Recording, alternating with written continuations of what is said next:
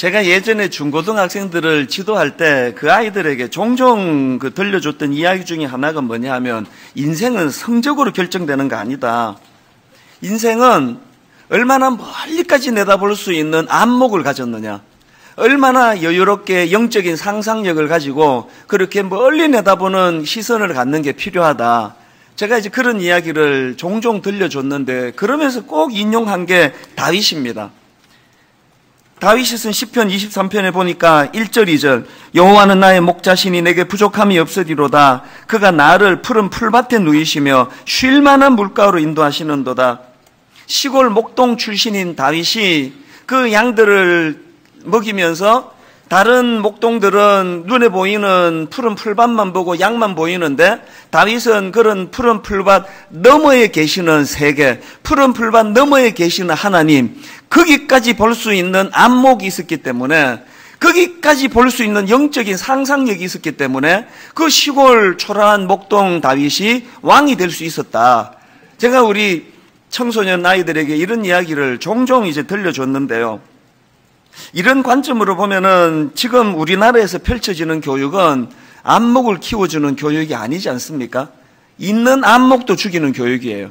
쓸데없는 생각하지 말고 그 교과서를 보란 말이야. 암기하라고 암기. 이게 참 가슴 아픈 우리 현실입니다. 이런 현실과 달리 다윗은 비록 현실은 초라하기 짝이 없는 목동에 불과하겠지만 그에게는 이런 멀리 내다보는 영적인 안목이 있었기 때문에 그것이 그를 위대한 왕으로 만드는 그런 결과를 가져왔다. 방금 읽었던 시편 8편도 다윗이 쓴 시인데요. 저는 여기서도 이 안목이 넓은 또 영적인 상상력을 가지고 있던 다윗을 발견하는데요. 목동 시절에 밤에 양을 치다가 바라본 하늘, 저 별빛, 달, 쏟아지는 그 별똥별, 이런 것들을 기억하면서 쓴 시라고 저는 생각을 해봅니다. 그런데 자연과 우주를 바라보면서 쓴 시편 8편이 그 말씀을 어떻게 시작하느냐? 1절을 한번 보십시오. 여호와 우리 주여, 주의 이름이 온 땅에 어찌 그리 아름다운지요. 주의 영광이 하늘을 덮었나이다. 자연을 노래하는 시편이 이렇게 시작을 해요. 그리고 이 시편의 마지막이 어떻게 끝나느냐? 9절을 보십시오. 여호와 우리 주여, 주의 이름이 온 땅에 어찌 그리 아름다운지요. 지금 대부분의 목동들은 야, 저 별 아름답다. 오늘은 별똥별이 많이 쏟아지네. 눈에 보이는 것밖에 못 보던 그런 현실과 달리 다윗은 그런 우주 너머, 자연 너머에 계시는 하나님의 손길을 그가 영적인 상상력을 가지고 이렇게 시로서 표현하는 거, 이게 얼마나 참 부러운지 모르겠습니다. 근데 여러분, 이 시편에서 저는 제일 중요한 한 단어를 찾으라면요, 1절에 나오는 여호와 우리 주여 할 때 이 주라는 단어예요. 이 여호와 우리 주여 할 때 이 주라는 단어는 히브리어로 아도나이라는 단어인데요. 저는 이 아도나이라는 이 단어가 다윗 일생에 얼마나 중요한 역할을 했는지 잘 알 것 같습니다. 이 아도나이라는 단어는 우리말로 하면 나의 주인, 나의 소유자, 이런 뜻입니다. 다윗이 참 초라한 시골 목동에 불과했는지 모르지만 그는 우주를 창조하신 하나님을 나의 아도나이, 나의 주인, 나의 소유자, 우리 아이들에게 좀 호연지기를 좀 가져라, 그렇게 부모들이 이야기하지 않습니까? 다윗이 자기 삶 가운데 하나님께서 자기 인생에 개입하셔서 자기 삶의 아도나이가 되어주셨다는 이 사실을 인식하면서부터 다윗의 이 삶은 끝간데가 없는, 제한되지 않는 그런 개발이 되고 무궁무진한 꿈을 펼쳐나가는 도구가 저는 이 아도나이라는 단어를 인식하게 된 거라고 저는 생각합니다. 그래서 이제 오늘 저는 하나님을 아도나이, 이 나의 주인으로 인식하는 것이 왜 중요한가, 이걸 한 두 가지로 제가 정리를 해보았는데요. 여러분, 첫째로요, 그 하나님을 나의 주인으로 인식하는 것이 왜 중요합니까? 그것은요, 이 삶의 무게중심이 달라질 때 찾아오는 행복이 있다는 걸 자각하기 때문입니다. 자, 이게 무슨 말씀인지 설명을 드리겠습니다. 자, 오늘 본문 3절 4절을 한번 보십시오. 주의 손가락으로 만드신 주의 하늘과 주께서 베풀어 두신 달과 별들을 내가 보니 사람이 무엇이기에 주께서 그를 생각하시며 인자가 무엇이기에 주께서 그를 돌보시나이까. 여기 나오는 이 사람이 무엇이기에 할 때 이 사람은 원어로 보면은 에노시라는 히브리어예요. 이 에노시는요, 약하다, 불치의 병을 앓다, 이런 뜻의 동사 아나시에서 파생된 단어입니다. 이게 좀 의외이지 않습니까? 지금 우리 인간을 묘사하는데 약하다, 불치의 병을 앓다, 이런 뜻을 가진 단어를 가지고 인간을 설명하는 게 뭘 의미하겠습니까? 시편 103편 15절에도 보니까 이 에노시라는 단어가 나오는데요. 인생은 그날이 풀과 같으며 그 영화가 들의 꽃과 같도다. 여기 나오는 인생이 에노시인데요. 여러분, 지금 우리 존재 자체가 풀과 같이 없어지고야 말 연약한 존재인데 이 풀 위에다가 뭐 좀 장식 좀 하고 그 뭐 데코레이션 좀 했다고 이게 뭐 달라지겠습니까? 인간이 이 사실을 자각하는 것으로부터 이 교만이 없어지는 거예요. 이 찬수라는 이름 뒤에 붙는 그 타이틀이 아무리 화려한들 내 존재 자체가 이게 들풀 같은 시들기 쉬운 존재인데 이걸 인식을 못하는 거 아닙니까? 그런가 하면은 그 다음 나오는 인자가 무엇이기에, 앞부분에는 사람이 무엇이기에 주께서 그를 생각하시며 그 다음에 인자가 무엇이기에 주께서 그를 돌보시나이까 할 때 이 인자는요 히브리어로 벤 아담입니다. 이 합성어인데요. 이 벤이라는 단어는 아들, 자손 이런 뜻을 갖고 있고 아담은 들어보셨죠? 그 인간이라는 뜻이 사람이라는 뜻이에요. 그러니까 이 벤 아담은 직역하면은 사람의 후손 이렇게 직역할 수가 있는데 여기서 중요한 건요. 이 사람이라는 뜻을 가진 아담은 흙, 먼지, 땅 이런 뜻을 갖고 있는 단어에서 유래가 됐다는 겁니다. 똑같은 맥락 아닙니까? 여기서 강조되는 이 사람, 벤 아담, 사람의 후손도 흙으로 지어진 부셔지기 쉬운 부실한 존재가 강조된 그런 표현이라는 거예요.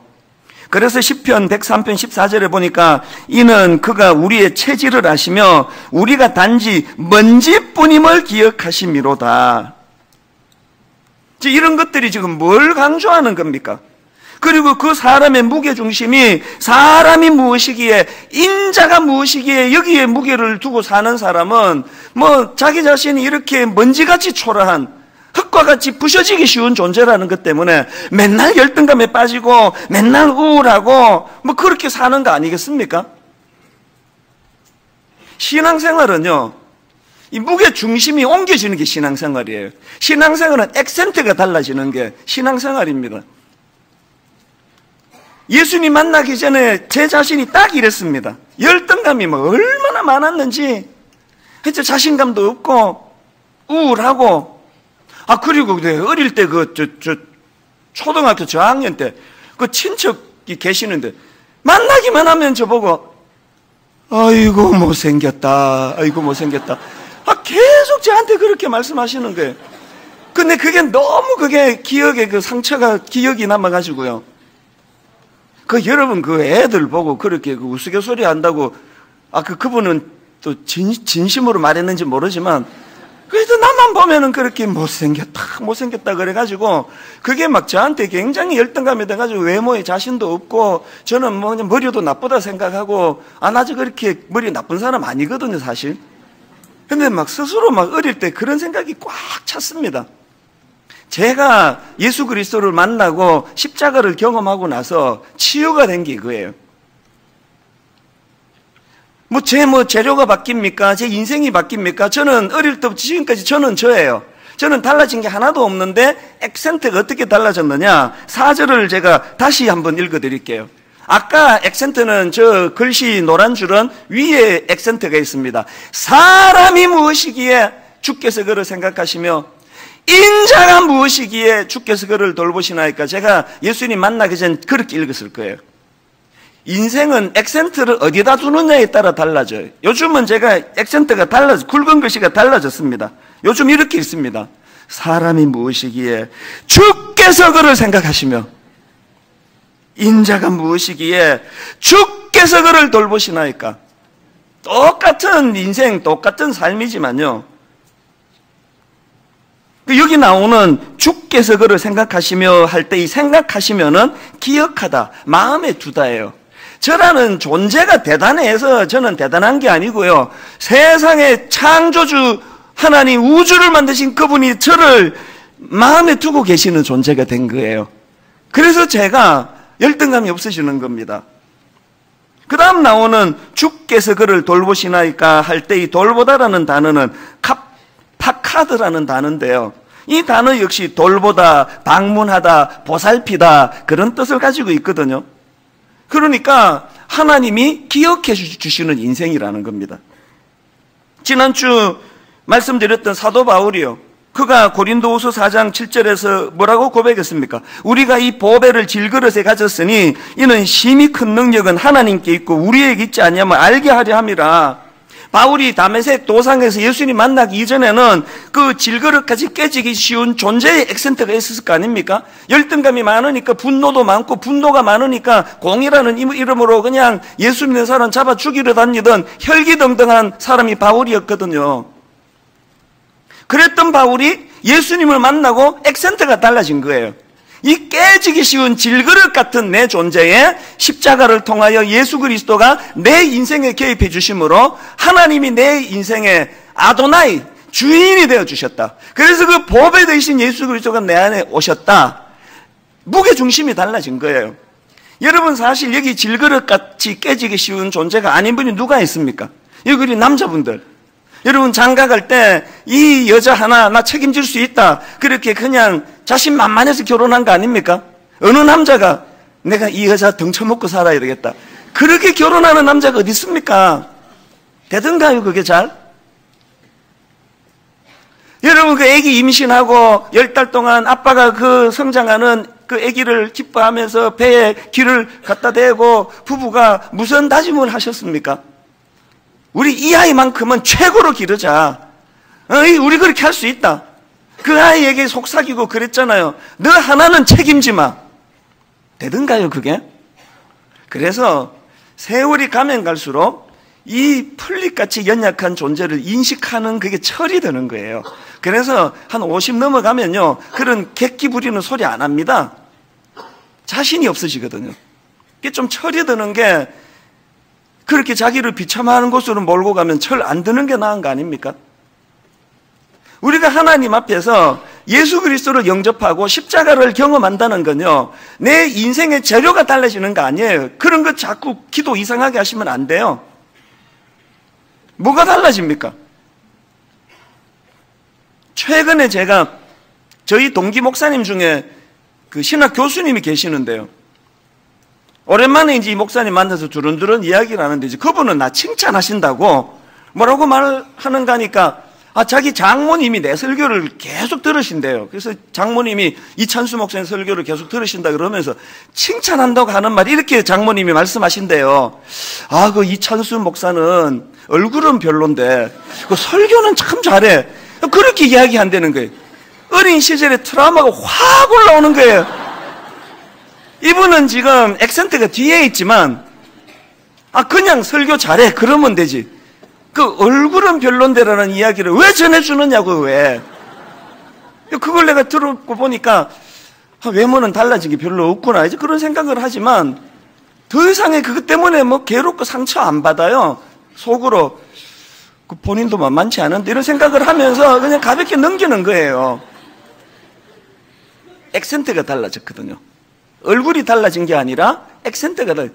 근데 여러분, 그 영상으로 제 설교를 듣는 분에게는 참고하라고 말씀드리는데요, 영상으로 예배 드리는 분이 나 만나고 이구동성으로 하는 말이 실물이 훨씬 낫답니다.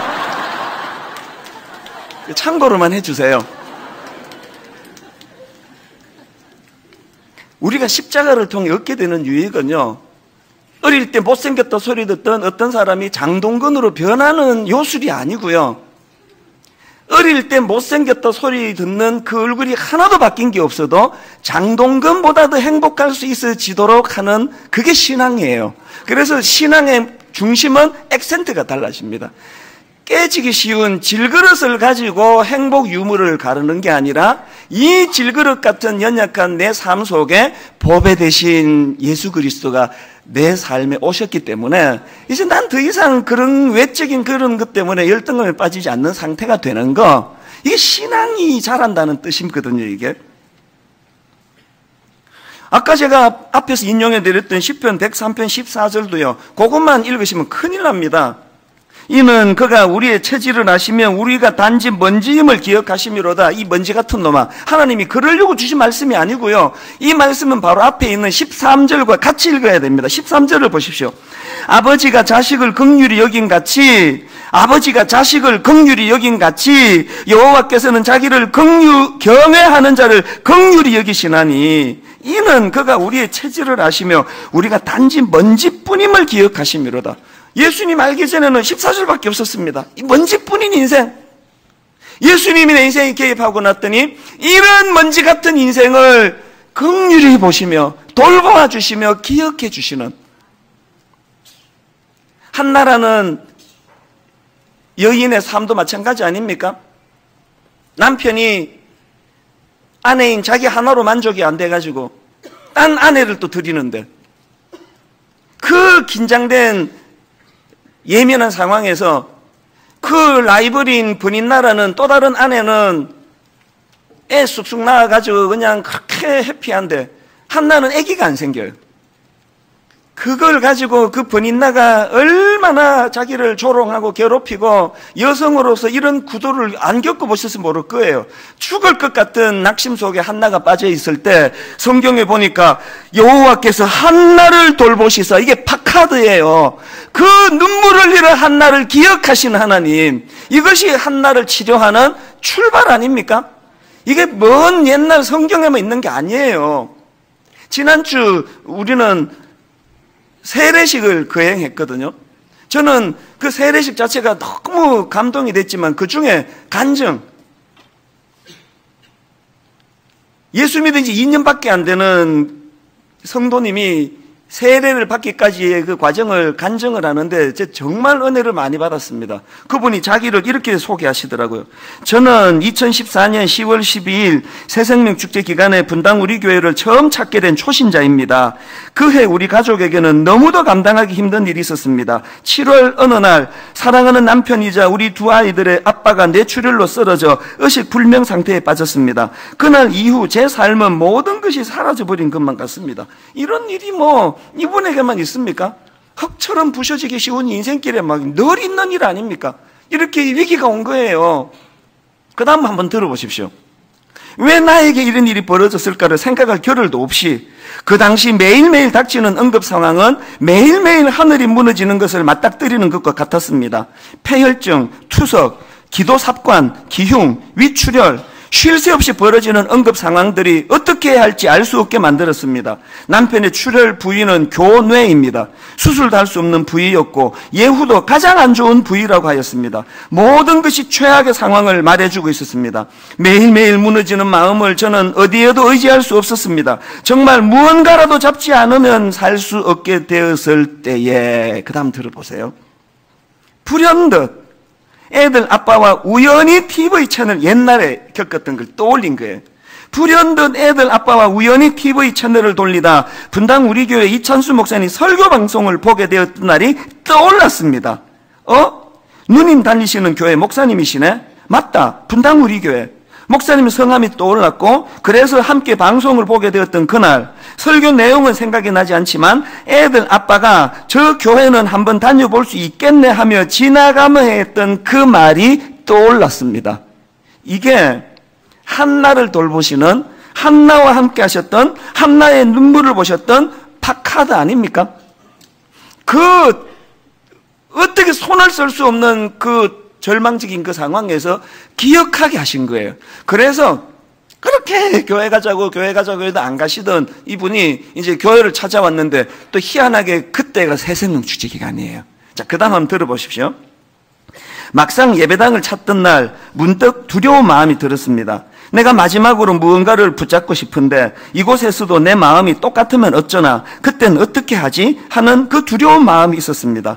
그러나 예배당에 들어선 순간 하나님께서는 정말 너무나 이해할 수 없는 위로를 주셨고, 그 자리에 계신 모든 분들이, 나를 알지도 못하는 그 많은 사람들이 제가 기도할 때 남편과 우리 가족을 위해 기도해 주고 있다는 것을 느끼고 한없이 눈물이 흘렀습니다. 여기까지는 뭐 일시적으로 또 충동에 그럴 수 있는 거 아닙니까? 그 다음 들어보세요. 예배를 드리고 집으로 돌아와서 며칠간 내가 이렇게 편안해도 되나 하는 마음이 들었습니다. 상황은 달라진 것이 없었지만 다시 잠을 잘 수 있었고, 그 알 수 없는 평안이 내가 약해서 견딜 수 없을 것 같으니까 하나님께서 다시 일어서라고 먼저 내게 허락해 주신 평강 샬롬이었음을 나중에 목사님의 설교 말씀을 통해 알 수 있게 되었습니다. 새생명 축제 이후 목사님의 설교 말씀을 통해 그때 주시는 말씀으로 한 주 한 주를 견뎌내며 살았습니다. 또한 다락방 공동체를 통해서 만남의 축복을 주시고, 그 공간 속에서 저의 이야기를 들어주시고 말씀으로 치료해 주시고 다시 회복시켜 주셨습니다. 제가 저 간증이 왜 감동이 됐느냐, 하나님의 오늘 만나 주심, 기억해 주심, 먼지같이 연약한 우리를 돌보아 주심이 성경에만 있는 옛날 얘기가 아니라 오늘 이 시간에도 실제로 일어나고 있다는 이야기를 확인하니까 기쁜 거예요. 우리 교회가 기존 신자 등록을 안 받고부터 너무 기쁜 걸 깨닫고 있습니다. 옛날에 원래 믿던 신자, 또 처음 예수 믿는 신자가 막 섞여가지고 그때는 드러나질 않았는데, 지금은 이분처럼 처음 예수 믿는 분들만 등록을 받다가 보니까 확 드러나는 게 뭐냐, 하나님께서 놀랍게 일하고 계시는 거예요. 이분처럼. 오늘 우리 같은 오래 믿은 사람들이 타성에 젖어가지고, 교회는 그냥 왔다 갔다 하지만 한나 같은 이런 이야기는 성경 안에 있는 거지 이러고 있을 때, 오늘도 순수하게 하나님을 사랑하고 하나님을 의지하는 분들에게는 이런 놀라운 파카드, 절망한 한나를 기억하시고 돌봐주시는 것처럼 이런 일이 일어나고 있다는 걸 너무너무 기쁘게 확인하고 있단 말입니다. 많은 분들이 저한테 메일로 이런 꼭 대사가 똑같아요. 이런 메일을 종종 보냅니다. 혹시 목사님 우리 집에 도청장치 하셨습니까? 어젯밤에 내가 마음이 무너져 이런 문제로 근심하며 잠자리에 들었는데 목사님 어떻게 하시고 마치 도청장치한 것처럼 그렇게 내 상황을 정확하게 말씀하십니까? 여러분, 제가 도청장치한 게 아니고요, 아도나이 대신 하나님이 하신 거예요. 하나님이. 그래서 저는 지금 대언하는 거예요. 대언. 주인을 대신해서 지금 낭독하고 있는 시간이거든요. 그런가 하면은 두 번째로 하나님을 아도나이, 나의 주인이라고 부르는 게 왜 이렇게 중요하냐? 그것은요, 주인 되시는 하나님께서 주시는 사명으로 사는 존재라는 것을 인식하기 때문이에요. 6절을 한번 보십시오. 주의 손으로 만드신 것을 다스리게 하시고 만물을 그의 발 아래 두셨으니 곧 모든 소와 양과 들짐승이며 공중의 새와 바다의 물고기와 바닷길에 다니는 것이니이다. 저는요, 주님께서 이 먼지같이 초라한 나를 구원해 주신 것도 너무너무 감사하지만요, 저는 이 6절 말씀이 더 감사해요.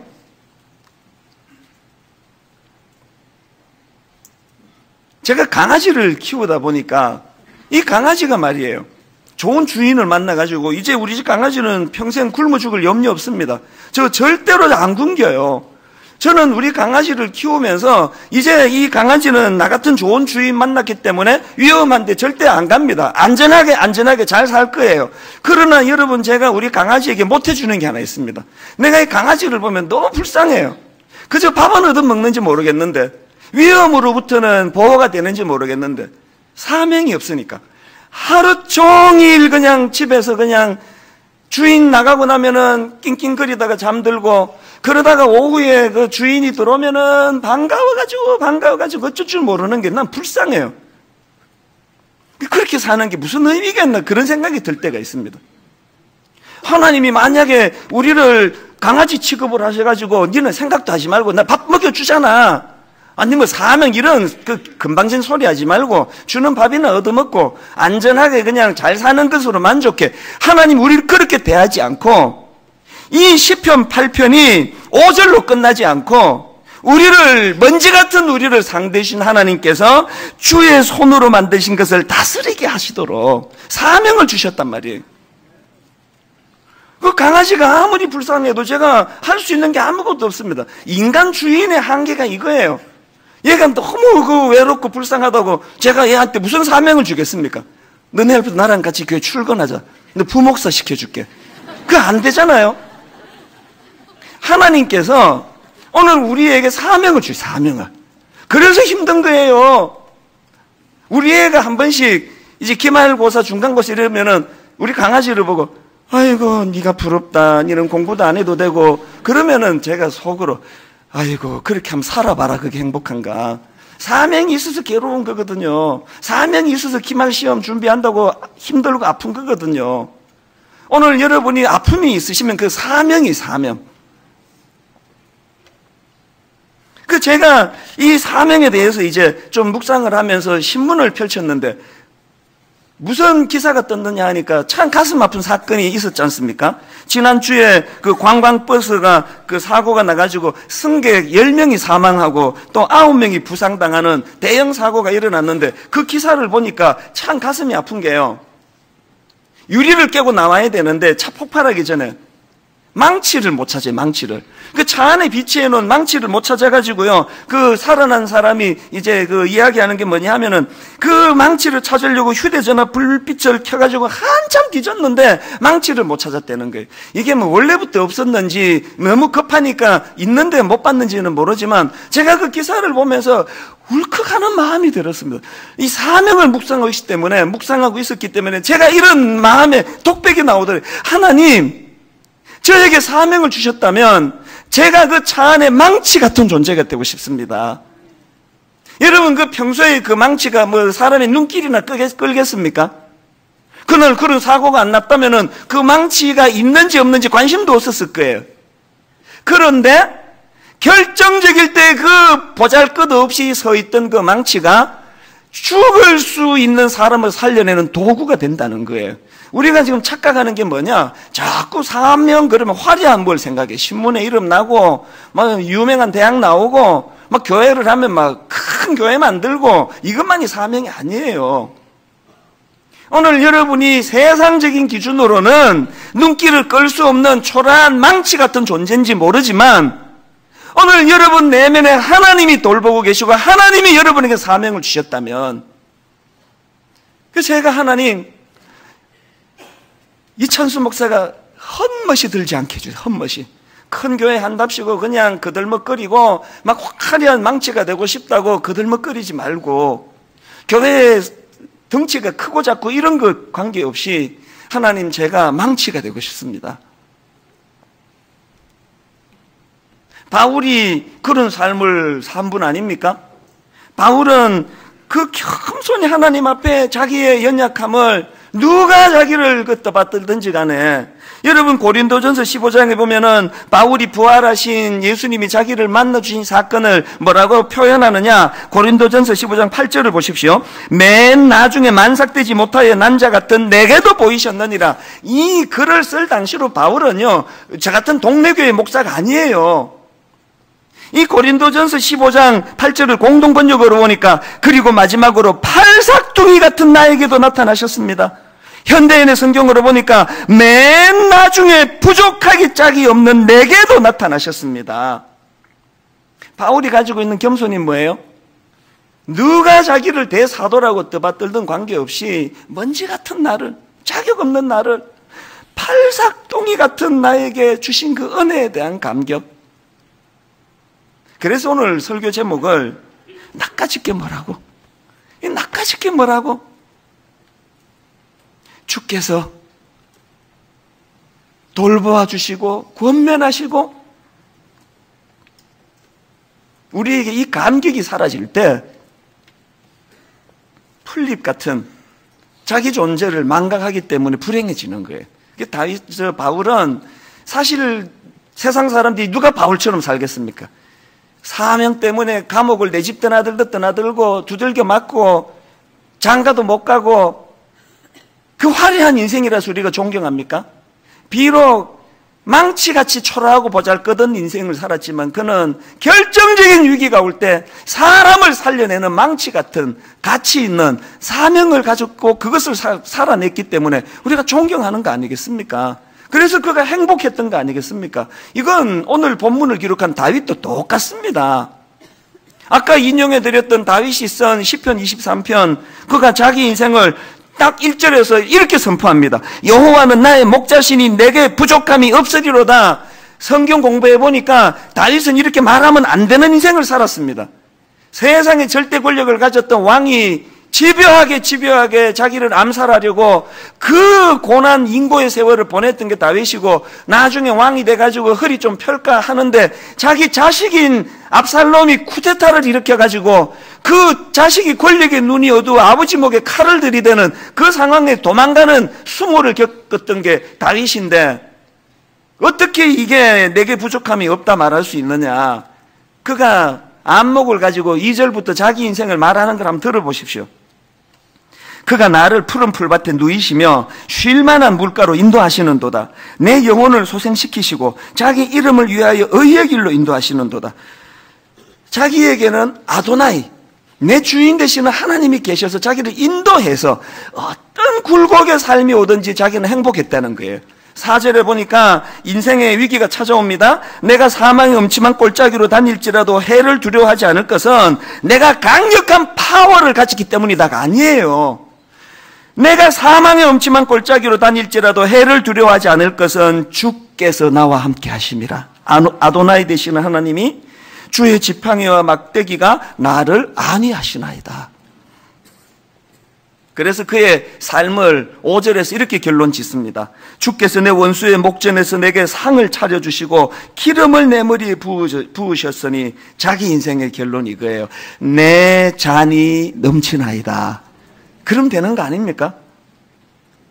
여러분, 우리 인생을 마무리할 때 내 인생을 첫 출발이 여호와는 나의 목자시니 내게 부족함이 없으리로도 시작하고, 내 인생 마무리를 내 잔이 넘치나이다 그렇게 하고 죽을 수 있다면 이보다 행복한 인생이 있겠습니까? 근데 여러분, 이 시편 23편은 그렇게 하고 끝내야 될 것 같은데 뒤에 사족이 하나 더 붙어 있습니다. 6절, 내 평생의 선하심과 인자하심이 반드시 나를 따르리니 내가 여호와의 집에 영원히 살리로다.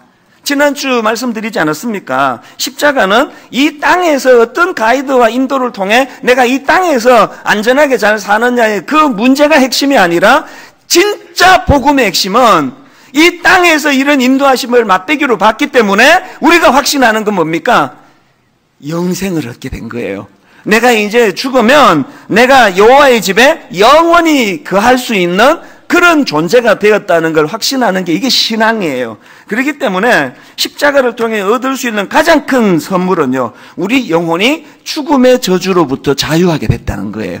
그래서 바울이 이렇게 선포하지 않습니까? 고린도전서 15장 55절, 사망아 너의 승리가 어디 있느냐? 사망아 내가 쏘는 것이 어디 있느냐? 죽음의 두려움으로부터 자유한 사람의 선포거든요. 저는 이걸요 92세 되신 저희 어머니에게서 봅니다.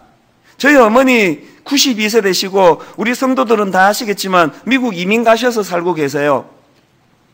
근데 언젠가 어머니가 저한테 전화를 주셨어요.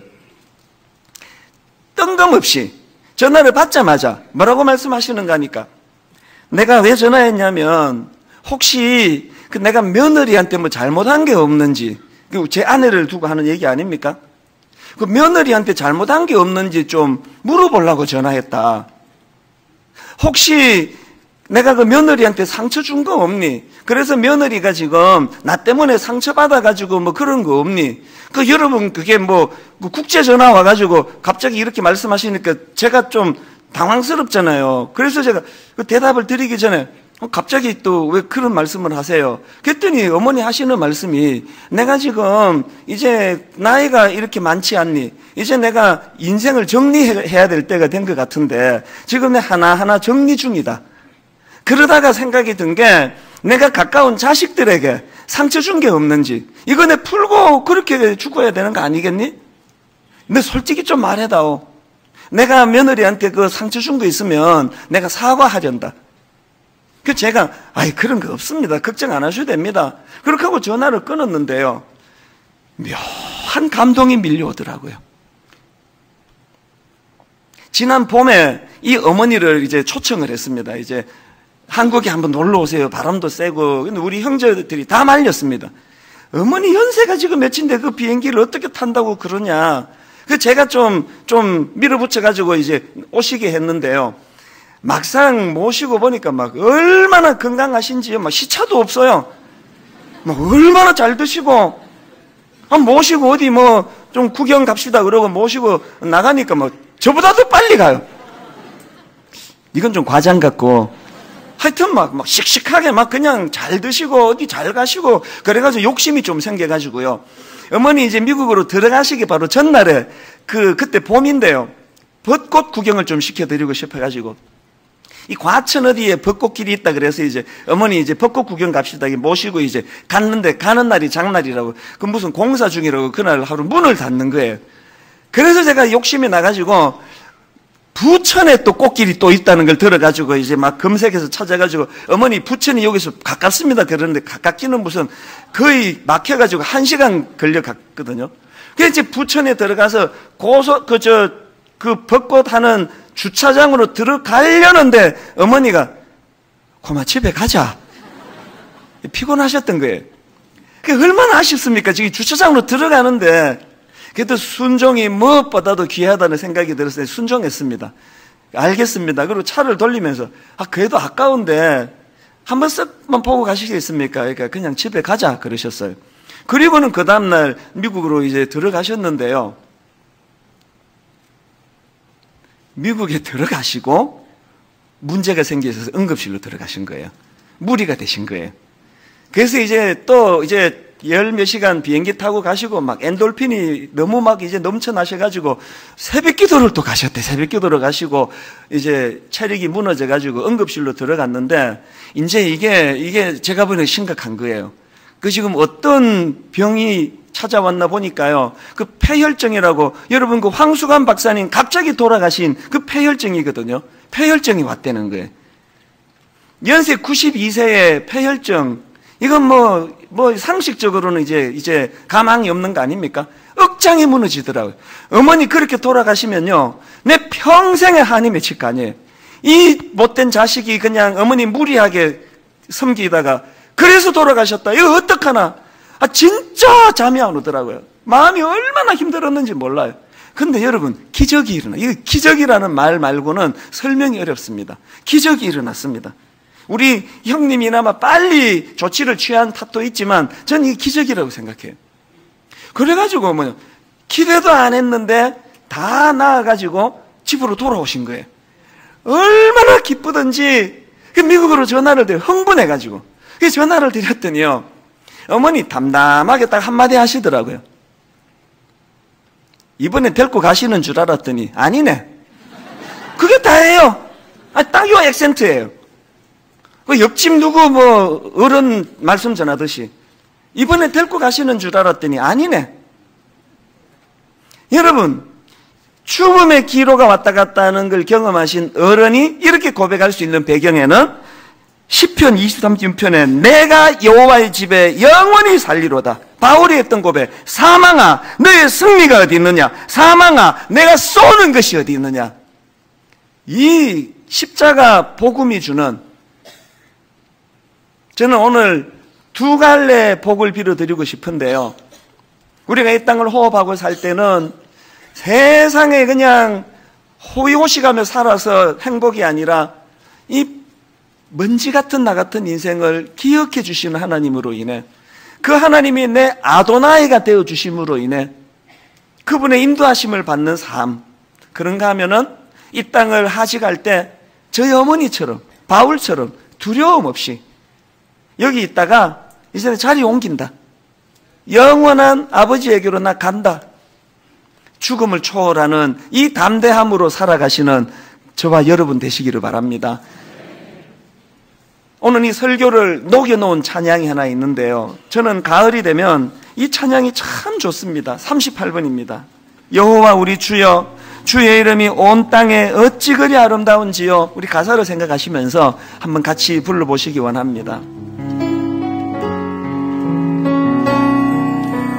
여호와 우리 주여, 여호와 우리 주여, 주의 이름이 온 땅에 어찌 그리 아름다운지요. 어찌 그리 아름다운지요. 어찌 그리 아름다운지요. 어찌 그리 아름다운지요.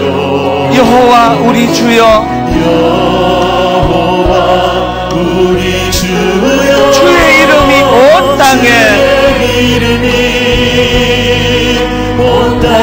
어찌 그리 아름다운지요. 어찌 그리 어찌 그리 아름다운지요. 어찌 그리 여러분, 우리에게 이 감격이 있습니까?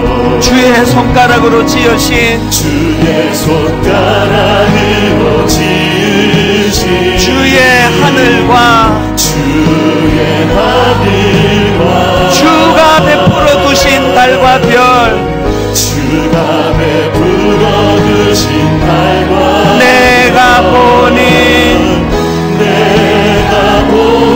아도나이의 감격을 가지고 선포합니다. 사람이 무엇이건대 주께서 저를 생각하시며 인자가 무엇이건대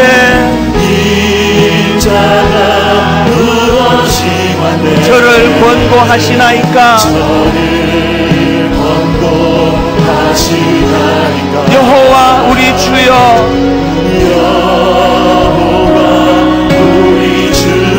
주의 이름이 온 땅에 어찌 그리 아름다운지요. 어찌 그리 아름다운지요.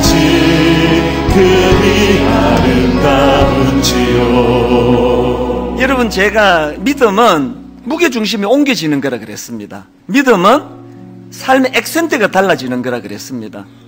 흙과 같이 부셔지기 쉬운 내 인생을 의지하고 나를 믿고 그렇게 살아가면 나이 들수록 부셔져가는 내 육신을 보면서 절망할 수밖에 없습니다.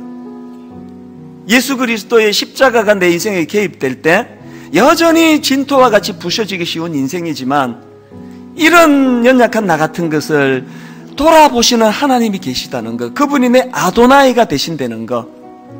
여러분, 지금 가을이 되고 한 해를 결산할 때가 다가오고 뭔가 허전하고 가을이 되면 허무하고 오늘 이런 마음을 갖고 계시는 분, 이제 무게중심을 옮기실 때가 된 거예요. 제 삶 속에 권태라는 게 없어졌거든요. 제가 하는 일이 막 어마어마하게 남들이 부러워할 만한 일이라서가 아니고 하나님 주신 사명을 감당하니까 그렇게 되더라고요.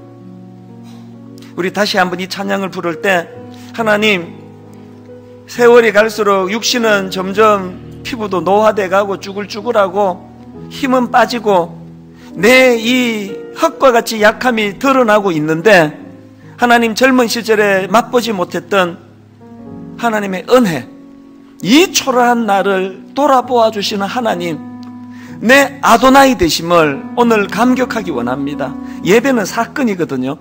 이 시간 그 은혜, 이 무게중심이 옮겨지는 은혜를 우리 다시 한번 이 찬양 부르는 가운데 하나님께서, 성령님께서 인도해 주시기 원합니다. 이렇게 다시 한번, 여호와 우리 주여, 주의 이름이 온 땅에 여호와 우리 주여, 주의 이름이 온 땅에 어찌 그리 아름다운지요. 어찌 그리 아름다운지요.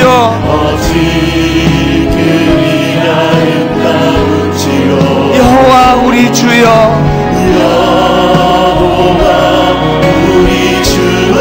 주의 이름이 온 땅에 어찌 그리 아름다운지요.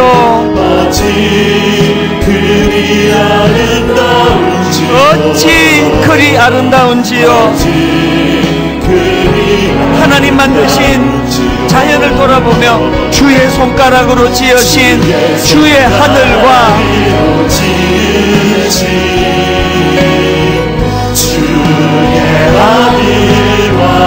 주가 베풀어 두신 달과 별,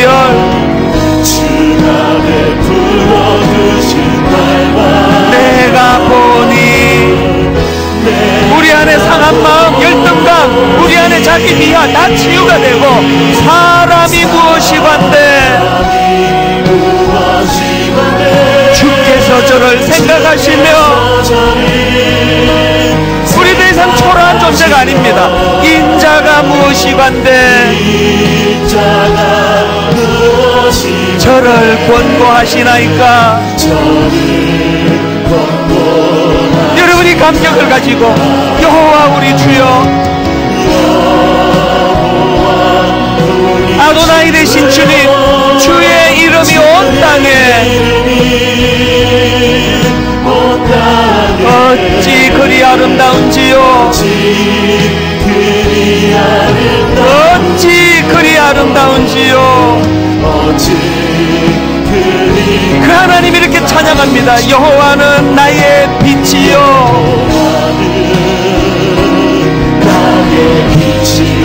여호와는 나의 구원이시니 내가 누구를 두려워하리요. 여호와는 생명의 피난처시니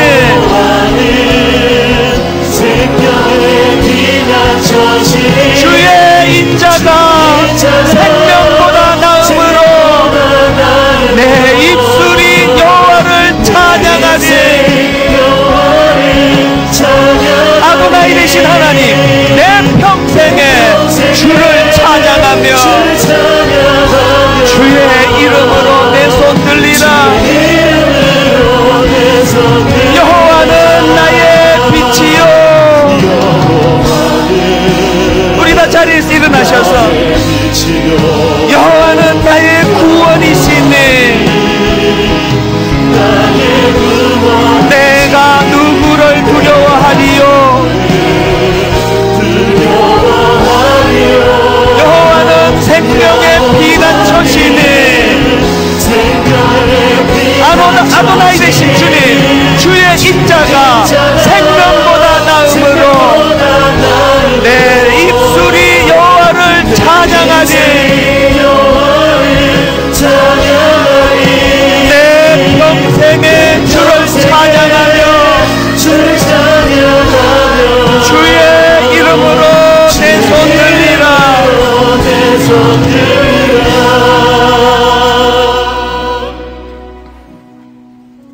내 평생에 선하심과 인자하심이 반드시 나를 따르리니 내가 여호와의 집에 영원히 살리로다. 하나님, 내버려 두면 먼지처럼 초라한 열등감 투성이일 수밖에 없는 인생을 어떤 사랑으로 주님의 십자가, 어떤 은혜로 우리 인생의 액센트가, 우리 인생의 무게중심이 달라져.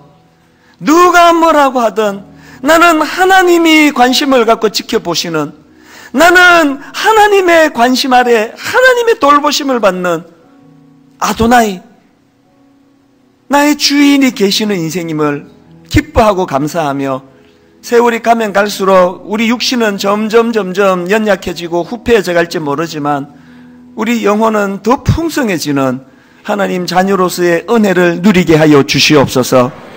오늘 초청되어 오신 귀한 우리 손님들, 아직 하나님 잘 알지 못하고 복음 잘 모르지만 그러나 성령님 그 마음을 흔들어 주셔서 나도 이제 아도나이, 나의 주인을 모셔야 되겠다는 마음의 감동을 허락하여 주시옵소서.